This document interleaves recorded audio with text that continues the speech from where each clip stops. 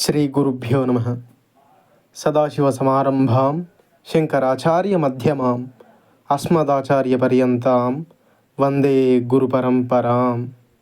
పరమాచార్య స్వామివారి భక్తులలో ఒకరైనటువంటి సాంబ్ర కృష్ణమూర్తి గారు వారి జీవితంలో జరిగినటువంటి ఒక గొప్ప సంఘటనను ఈ విధంగా వివరించారు. ఒక శనివారం పరమాచార్య స్వామివారు చచాడి అనే ఊళ్ళో ఉన్నప్పుడు మేము బెల్గాం నుండి దివ్యనామ సంకీర్తన చేయడానికి వెళ్ళాము. స్వామివారు బయట కూర్చుని ఉన్నారు. మేము దీప ప్రదక్షిణం చేయబోయే నేలను చూస్తే అంతా కంకర రాళ్లతో నిండి ఉంది. అక్కడ భజన చేయడం ఎలాగా అని ఆలోచిస్తూ ఉన్నాము. మా ఆలోచనను గమనించిన మహాస్వామి వారు భజన కొనసాగించమని చెప్పారు. దాదాపు 5 గంటల పాటు భజన చేశాము. చివరలో హారతి జరిగేదాకా భజన చేస్తున్నంతసేపు స్వామివారు అక్కడే కూర్చొని ఉన్నారు. మా పాదాలపై చిన్న గీత పడకుండా భజన కార్యక్రమం జరగడం చూసి మేమందరం స్వామివారి కరుణను తలుచుకొని ఏడ్చేశాము.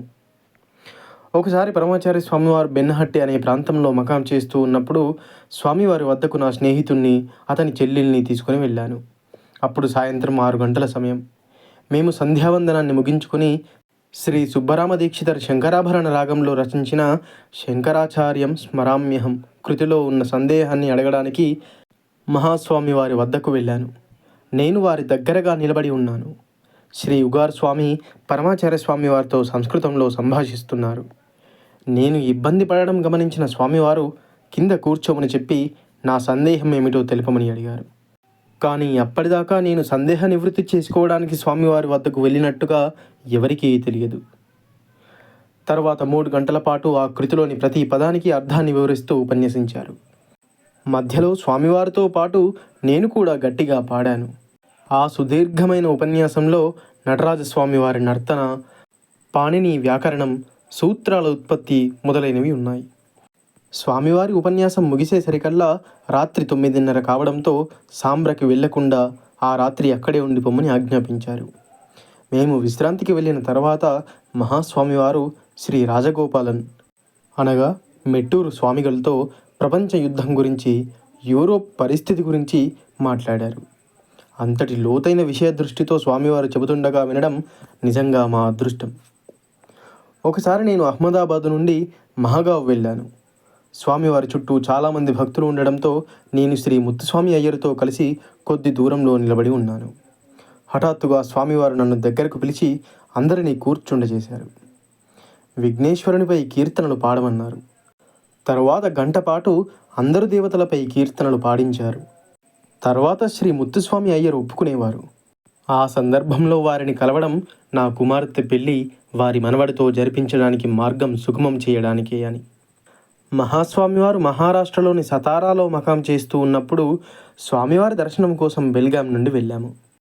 చిదంబరంలోని నటరాజ దేవాలయం మాదిరి దేవాలయం నిర్మించడానికి పరమాచార్య స్వామివారితో చర్చలు జరుగుతున్నాయి. శ్రీ శామన్న షాన్బాగ్ అనే భక్తుడు ఖర్చు భరించడానికి ముందుకు రాగా మహాస్వామివారి ఆధ్వర్యంలో ప్రణాళిక సిద్ధమవుతూ ఉంది. అప్పుడు మహాస్వామివారు నా వైపు తిరిగి ఉత్తర చిదంబరం అని పేరట నటరాజస్వామివారి దేవాలయం రాబోతోందని, పూర్తయిన తరువాత వచ్చి దర్శనం చేసుకోమని చెప్పారు. అప్పుడు నేను అహ్మదాబాద్కు బదిలీపై ఉండడంతో ఇంకొక 2-3 ఏళ్లకు కానీ పూర్తయ్యే దేవాలయాన్ని దర్శించుకోవడం ఎలాగా అన్న ఆలోచనలో పడ్డాను. చివరకు 19 ఏళ్ల విరామం తరువాత మార్చి 27, 1999న పరమాచార్య స్వామివారు చెప్పినట్టు జరిగింది. మహారాష్ట్ర యాత్రకు వెళ్ళిన మేము ఉత్తర నటరాజస్వామివారి దేవాలయానికి వెళ్ళే అవకాశం కలిగింది. అక్కడి మూలమూర్తి ముందు నిలబడగానే పరమాచార్య స్వామివారు అక్కడ కూర్చున్న ఊహ కలిగింది. అప్పటికే శ్రీ షాన్ గారు కాలం చేయడంతో చాలా ఏళ్ల క్రితం జరిగిన ఆ సంఘటనను శ్రీ శామన్న షాన్ గారి కోడలితో చెప్పాము. వారు ఆశ్చర్యానందాలకు లోనయ్యి కళ్ళనీరు పెట్టుకుంటూ మహాస్వామి వారి దూరదృష్టిని, కరుణను నెమరువేసుకున్నారు. అపార కరుణాసింధుం జ్ఞానదం శాంతరూపిణం శ్రీ చంద్రశేఖర గురుం ప్రణమామి ముదాన్వహం. సర్వం శ్రీ గురుదివశరణారవిందార్పణమస్తు. స్వస్తి.